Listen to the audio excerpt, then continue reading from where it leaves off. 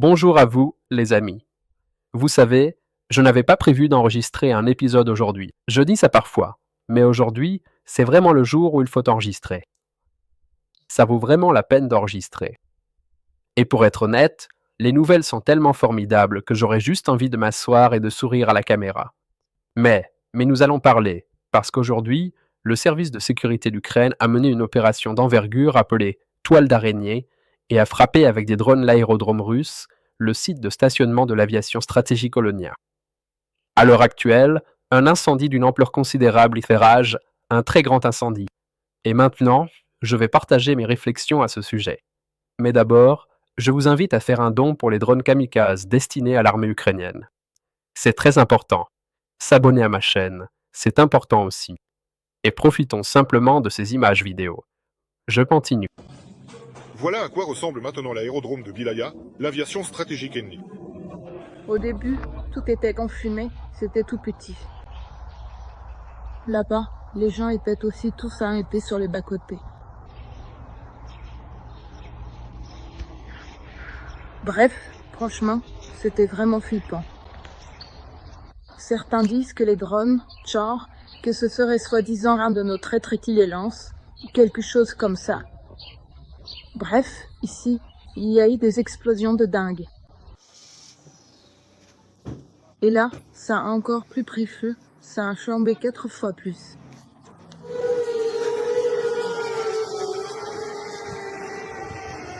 Regarde ce qui se passe, je ne sais même pas ce qui vient d'exploser.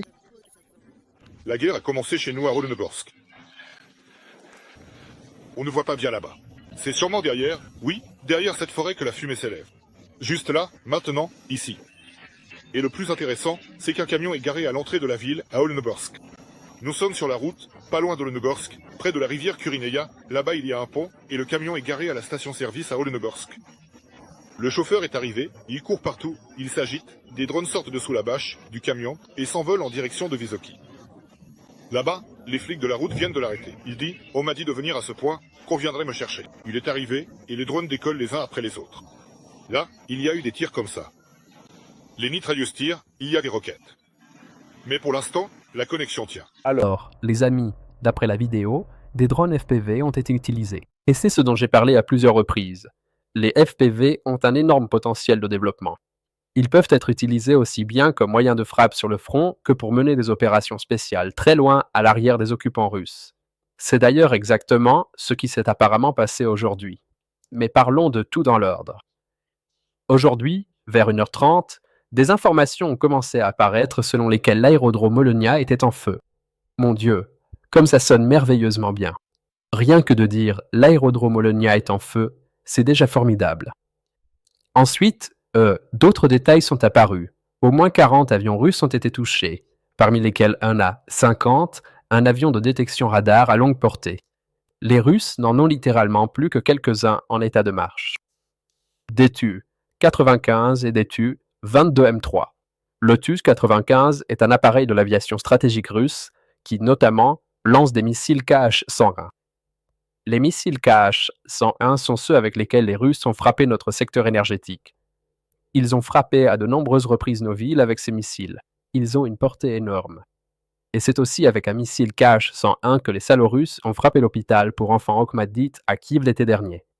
Le Tu-22M3 est également un bombardier stratégique russe qui transporte le missile Kh-22 ou Kh-32.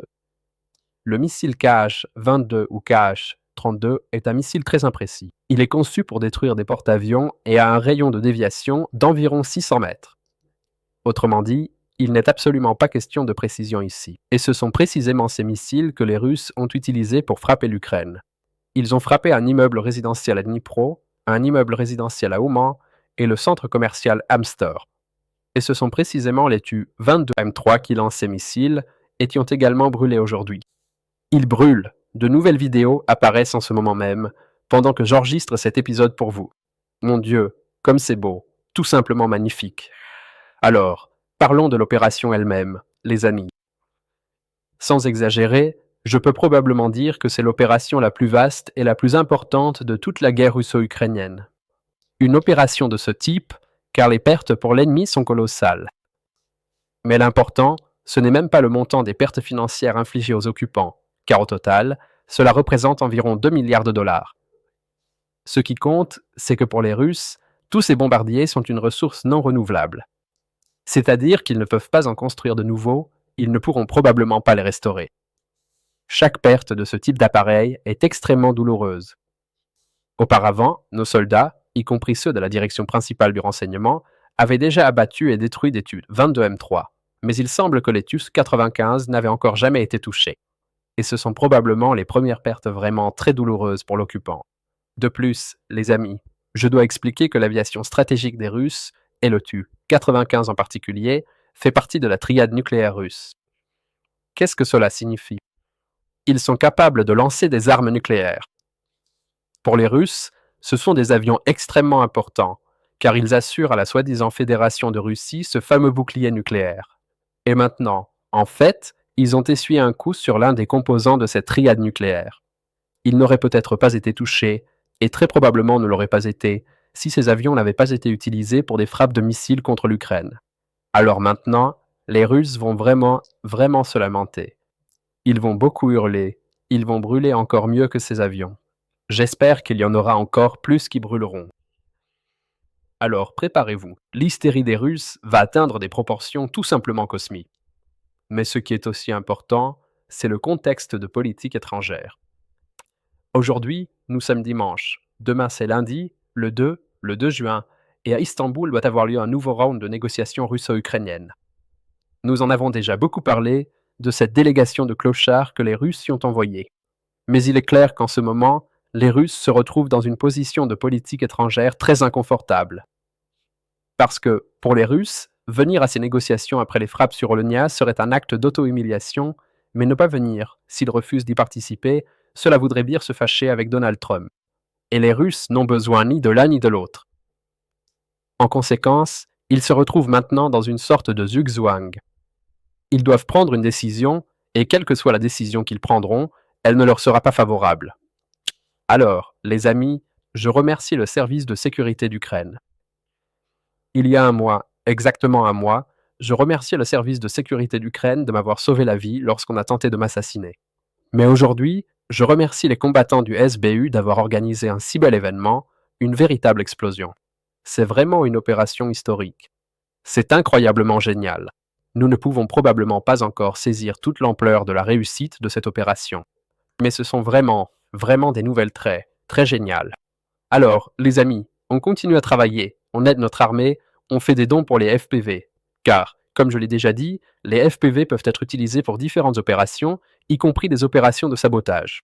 Les FPV ont un énorme potentiel de développement. Voilà. Et ce soir, il y aura aussi un podcast très intéressant. Regardez-le à 20h, nous allons discuter avec Roman Lozinski. Et grâce à vous, au cours des dernières 24 heures, notre armée a encore reçu.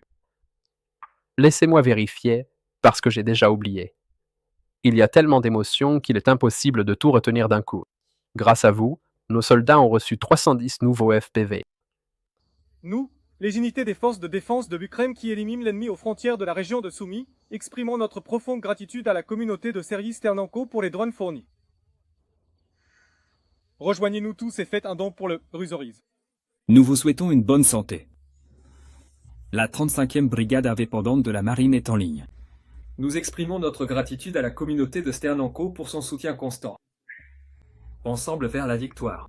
Gloire à l'Ukraine. Les combattants de la 80e brigade d'assaut, unité, les Chinois, remercient Serhiy Sternenko et le fonds de Serhiy Sternenko pour les drones fournis qui puissent apporter la démocratie à la République populaire de Koursk. Gloire à l'Ukraine. Gloire aux héros. Sergueï, merci à vous. Vous êtes une véritable voix de la vérité qui n'a peur ni de l'ennemi ni du système. Vous ne faites pas que parler, vous agissez. Votre intégrité, votre lutte pour la justice et votre incroyable soutien à nos défenseurs méritent un immense respect. Merci à vous et à votre communauté d'inspirer, d'aider et de prouver chaque jour que, ensemble, nous sommes plus forts et que l'Ukraine est invincible. Continuez à brûler de cette flamme de la lutte et nous brûlons à vos côtés. Gloire à l'Ukraine. Gloire aux héros. Je vous souhaite la santé. Nous, les combattants de la 57e brigade, 17e bataillon, de la reconnaissance aquatique et du VVPAC, voulons remercier la communauté de Sternenko ainsi que tous ceux qui ne restent pas indifférents pour l'incroyable quantité, à savoir 100 coupes russes, ainsi que les munitions qui vont avec. Il est évident que la population des orques va diminuer. Ensemble vers la victoire. Gloire à l'Ukraine. Alors, les amis, les nouvelles sont excellentes, des nouvelles festives. Je suis très heureux de ces nouvelles et je vous invite, à l'occasion de cette fête, à faire un don dès maintenant, encore une fois, pour un coupe russe. Aider les forces de sécurité et de défense de l'Ukraine.